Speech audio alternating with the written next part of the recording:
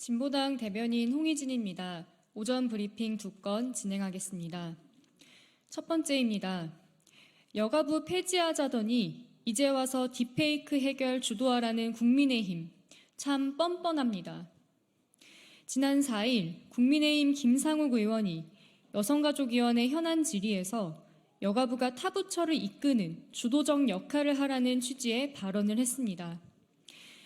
여성가족부 폐지를 당론으로 내세우던 국민의힘이 딥페이크 성범죄 사태를 마주하자 여가부의 해결을 주도하라며 책임을 넘기고 있습니다. 참 뻔뻔하다는 말이 절로 나옵니다. 딥페이크 성범죄가 국민적 쟁점이 되니 빠르게 말부터 얹고 싶으셨나 봅니다. 하지만 순서가 잘못되었습니다.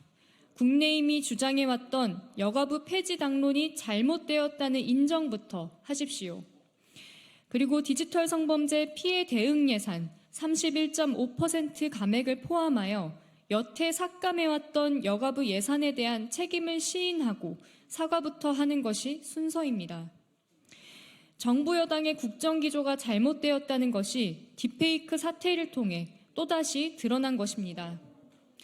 윤석열 대통령이 취임 한 달 만에 소기의 목적을 달성했다며 60여 개 관련 법률 조항을 제안했던 디지털 성범죄 대응 TF를 해산시켰습니다.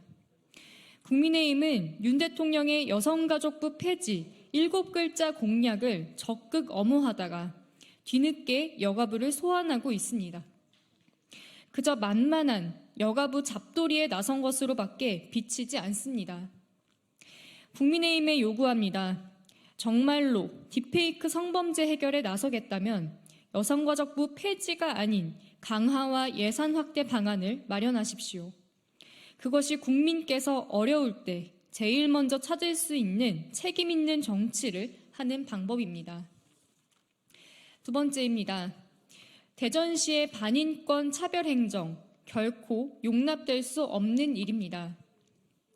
대전시는 지난 8월 30일 양성평등 주간을 맞이하여 개최된 대전 여성영화제에 대해서 상영작 중 성소수자를 다루는 영화가 있다는 핑계로 상영 철회를 요구했습니다.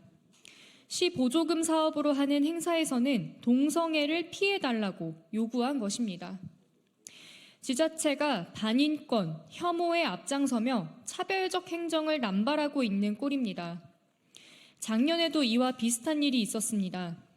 인천시에서 마찬가지로 인천 여성영화제에 동성애를 다루는 작품을 교체하지 않으면 보조금을 지급하지 않겠다는 으름장을 놨던 것입니다.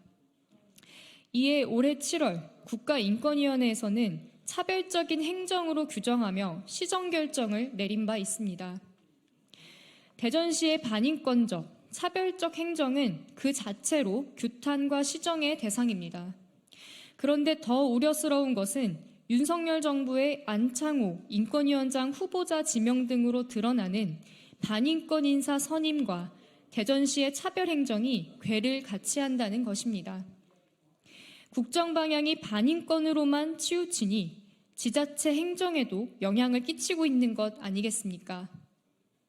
진보당은 대전시에 용납될 수 없는 반인권, 차별 행정을 강력히 규탄합니다. 대전시는 대전 여성영화제와 대전 시민께 반드시 사과하고 차별 행정을 반복하지 않겠다는 약속을 해야 합니다. 또한 윤석열 정부를 필두로 반인권, 차별적 행정을 남발하는 지자체들에 경고합니다. 혐오 세력의 행동대장 노릇을 하며 인권을 훼손하는 차별 행정을 즉각 중단하십시오. 이상입니다.